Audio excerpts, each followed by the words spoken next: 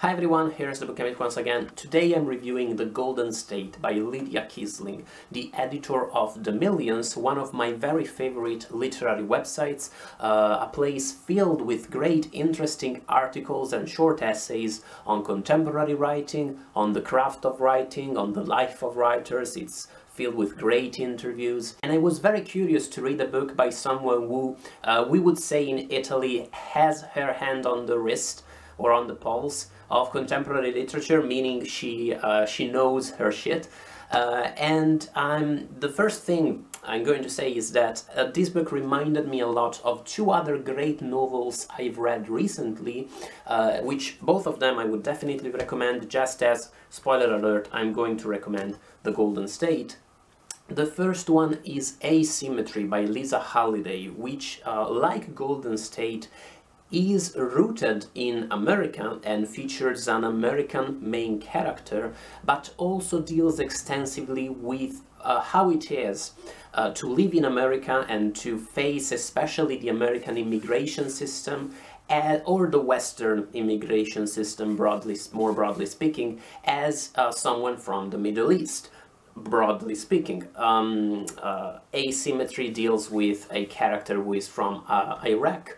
Golden State deals with a co-protagonist, secondary character who is Turkish. And approaching America from a perspective such as that really gives you an interesting take on the country, on some of its less noble sides, let's say, and on some of its most obscure and dark areas, especially when, as in The Golden State, it is balanced by such a commitment to describe its setting, which is a quintessentially American frontier setting. This book is set in Northern California, the more rural, less affluent part of the state, and the book really shines at portraying this place through the eyes of somebody who clearly feels a deep connection with this place, with this part of California, but at the same time feels herself like a citizen of the world. She has traveled a lot. She constantly repeats, the protagonist constantly repeats, that her dream,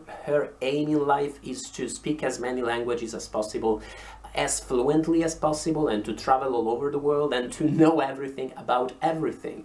And that tension and the envy she sometimes feels, which is very perceivable, for people who never left their hometown and somehow appear quite happy, is very jarring, but it's also very stimulating. It's very interesting to think about it and to see how it's portrayed, and it's definitely relatable if you too have left your hometown and either have contradictory feelings toward it or have had them in your youth. Maybe you missed your hometown, but when you were there you realized what you'd left. I think everyone who's traveled abroad for a long time can relate to these situations. The other novel I would compare this to is an amazing crime novel by Ayelet Waldman called Nursery Crimes, which I've read last year and I talked about in a mashup video where I reviewed it together with some other stuff. And that book too features a mother, the mother of a young child, who struggles with her young child and confesses herself as a bad mother, basically. She never washes the fruit her child eats, and she sometimes she's just exhausted, sometimes she really can't cope with her kid. And Golden State features a mom in a very similar situation, except that whereas Nursery Crimes is a largely humorous book. By the way, Nursery Crimes, a great novel. It deals with the topic of motherhood in a very serious and subtle way, but does that mostly through the medium of humor. Golden State features some great black humor, and there are some passages in here which are truly hilarious, but it's not a comic novel at all. It's actually very dark in places, and you get to see how this mom feels toward her kid, her feelings of frustration, of being inadequate, how she's constantly picturing all the possible ways she is harming her kid, or the possible ways in which she can harm herself. In that sense, this is a beautiful portrayal of a frayed mind. This woman is clearly experiencing a form of nervous breakdown throughout the whole novel, and the book portrays that mostly through a form of low-key stream of consciousness, in that there's not that much in terms of commas and sometimes of full stops in the course of the novel, which means that the writing is not always beautiful, and mind, that is not a judgment on the book. I think that the book is all the better because of how honestly it portrays the mind of its main character. But yeah, these sentences sometimes are not that pleasant to read, and most notably the book can be a bit overwhelming in how it portrays the mind of this woman as she constantly thinks about her own thoughts and censors herself every time she has a bad thought.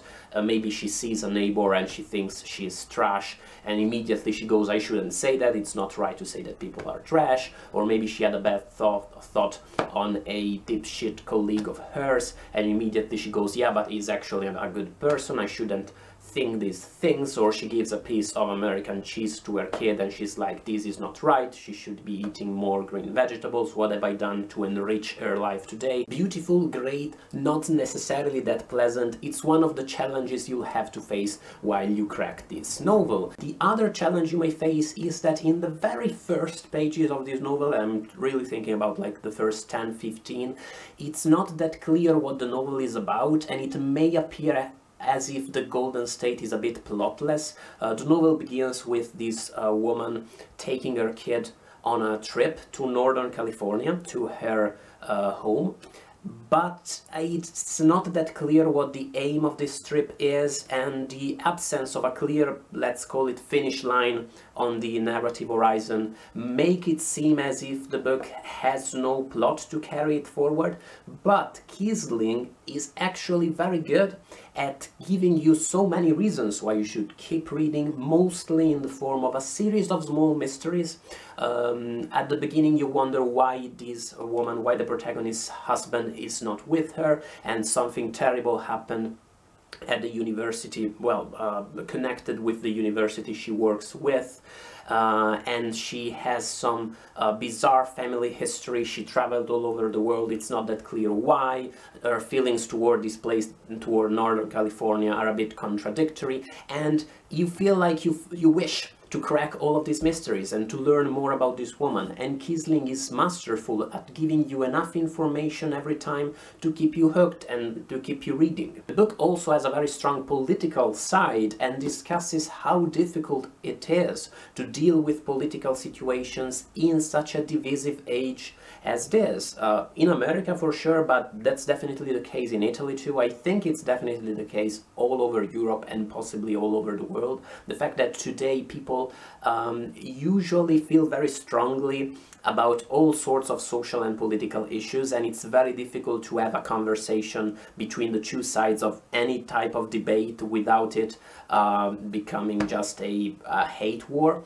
And it talks beautifully about how letting your hate flow free feels good, but it's actually terrible. There are some great reflections in here and some truly beautiful lyrical passages that are never allowed to detach themselves too much from the reality of her situation. Mostly because this woman constantly has, every page of this novel she spends thinking and worrying about her kid, because she has to. I'll give you a great example from late in the novel just to make you see what Kiesling is capable of. It's a passage that's absolutely beautiful, absolutely lyrical, and also hilarious, in my opinion. She goes, suddenly I have what I think may be my most important epiphany about motherhood, which is that your child is not your property, and motherhood is not a house you live in, but a warren of beautiful rooms, something like Topkapi, something like the Alhambra on a winter morning, some well-trod but magnificent place you're only allowed to sit in for a minute and snap a photo before you're ushered out, and you'll never remember every individual jewel of a room, but if you're lucky you go through another and another and another and another until they finally turn out the lights. I pack up our things and consider this while Honey uses the cord to pull the telephone off the nightstand